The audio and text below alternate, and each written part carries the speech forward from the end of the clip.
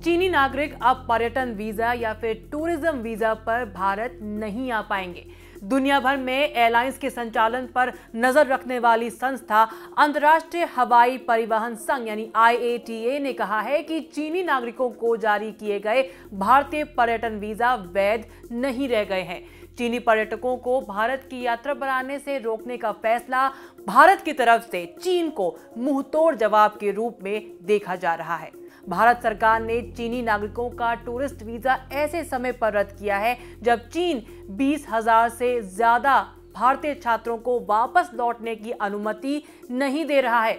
ये सभी छात्र कोरोना के चलते चीन से भारत वापस आ गए थे। चीन ने पाकिस्तान, थाईलैंड और श्रीलंका के छात्रों को लौटने की अनुमति दे दी है, लेकिन भारतीय छात्रों को वो वेटिंग में रख रहा है।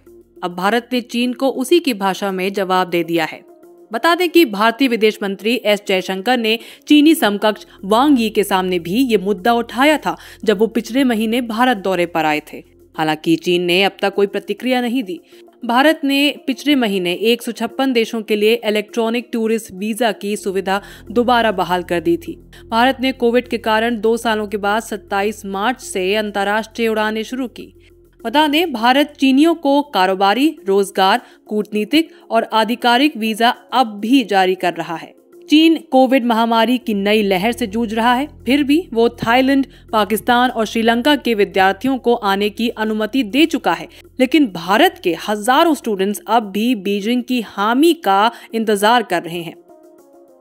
विदेश मंत्रालय के प्रवक्ता अरिंदम बागची ने 17 मार्च को कहा था कि भारत ने बीजिंग से इस मामले में सौहार्दपूर्ण रुख अपनाने का आग्रह किया है, क्योंकि सख्त प्रतिबंधों की निरंतरता हजारों भारतीय छात्रों के शैक्षणिक करियर को खतरे में डाल रही है।